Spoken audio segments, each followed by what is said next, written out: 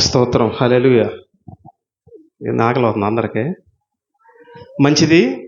20 సంవత్సరాలు ముగించుకొని 21వ సంవత్సరంలోకి అడుగు పెడుతున్నాం. చాలా సంతోషం. దాంతో పాటుగా ఈరోజు ఒక ప్రాముఖ్యమైన రోజు ఉంది.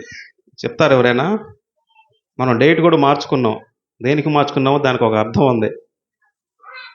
ఇంకా పెంతెకొస్తు ఆదివారం. ఏం ఆదివారం? పెంతెకొస్తు. పెంతెకొస్తు అంటే గ్రీకులో 50 అని అర్థం. నెంబర్ అది. ఏంటిది? 50. పెంతెకొస్తు అంటారు కానీ మన సంఘం వాక్యం మీద కట్టపడుతున్న సంఘం కాబట్టి ముందు మనకి అర్థం తెలియాలి.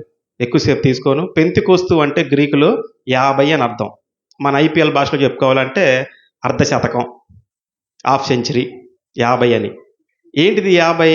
50 ఏంటిది అంటే మనకి క్రైస్తవంగా కొన్ని పండుగలు పెట్టుకున్నాం. ఏమేమి పండుగలు చెప్పండి?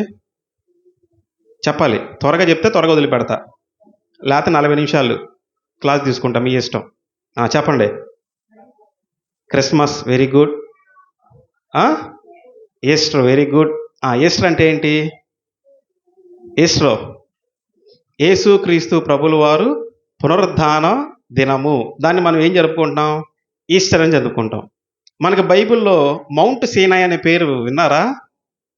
ఏది కొత్తగా వినపడుతుంది అంటున్నారా? సీనాయి కొండ. ఏం పేరు? సీనాయి కొండ. మరి దేవుడు తన భక్తుడైనటువంటి మోషేని పిలుచుకొని ఐగుప్తులో ఇజ్రాయేల్ ప్రజలందరినీ తీసుకొని దేవుడు వాగ్దానం చేసే ఒక దేశానికి. ఏం దేశం అది?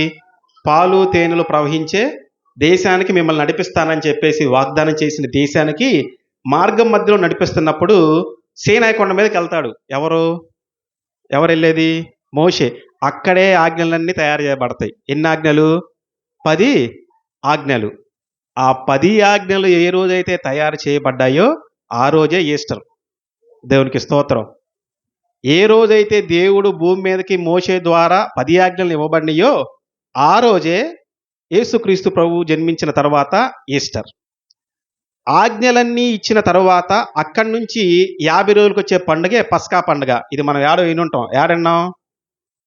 ఎక్కడన్నాం? క్రొత్త నిబంధనలో వింటాం. ఏం పండగ? పస్కా పండగ. ఆ పస్కా పండగే ఏదైతే మోషే ద్వారా దేవుడు 10 ఆజ్ఞలు ఇచ్చాడో ఆ రోజు నుంచి ఖచ్చితంగా 50 రోజులకి పస్కా పండుగ ఆచరించారు. యేసుక్రీస్తు ప్రభు వారు కూడా పునరుద్ధానం అయిన తర్వాత, అంటే ఈస్టర్ తర్వాత 40 దినాలు మనతో మాట్లాడిన తర్వాత చివరి 10 దినాలు మొత్తం కలుపుకొని 50వ దినమున ఏమవుతాడు? తన స్థలానికి వెళ్ళబోయేటప్పుడు ఆయన ఒక మాట చెప్పి వెళ్ళిపోతాడు. ఏం చెప్తాడు? మీకు సహాయంగా ఉండటానికి నేను మీకు ఆదరణకర్త. అంటే ఎవరు? పరిశుద్ధాత్ముడు. చూడండి ఎంత అర్థం దాగిందో. పాత నిబంధన కొత్త నిబంధన కలిపేది అదే. ఈ పెంతెకొస్తు ఆదివారమే దేవుడు మన కొరకు నియమించినటువంటి పరిశుద్ధ ఆత్మ మనకి సహాయంగా ఉండటానికి ఆయన ఇచ్చినటువంటి ఆత్మ. తండ్రి, కుమార, పరిశుద్ధాత్మ త్రిత్వం మొత్తం ఇందులో దాగుండిద్ది. ఖచ్చితంగా ఈ దినాన్ని మనం తెలుసుకోవాలి.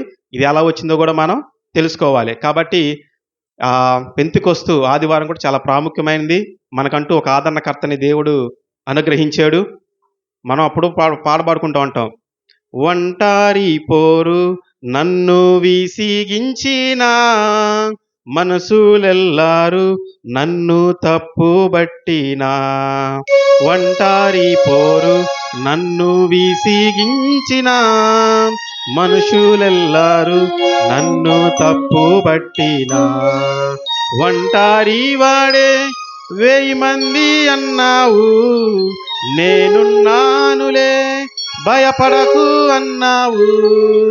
ఒంటారి వాడే 1000 మంది అన్నావు, నేనున్నానులే భయపడకు అన్నావు. మేమంటే నీకు ఎంత ప్రేమ ఏంటయ్యా, మేమంటే నీకు ఇంత ప్రేమ ఏంటయ్యా. మేముండాలేమయ్యా, మేమరువాలేమయ్యా, మేముండాలేమయ్యా. నీవే లేకుండా మేముండాలేమయ్యా, నీ ప్రేమే లేకుండా నే బ్రతుకాలేమయ్యా. కాబట్టి మనకి సహాయంగా ఉండటానికి ఎవరిని పంపించాడు? ఆదరణకర్త అయినటువంటి పరిశుద్ధాత్ముడు ఈ రోజు ఈ భూమి మీదకి వచ్చిన దినాన్ని మనం పెంతెకొస్తు ఆదివారంగా జరుపుకుంటాం. దేవునికి స్తోత్రం. మీరు చూస్తున్న ఈ బట్టలు కూడా మా మమ్మీ ఇచ్చిన నాకు కూడా గిఫ్ట్ చీరాల నుంచి. Thank you mummy, love you so much. Thank you.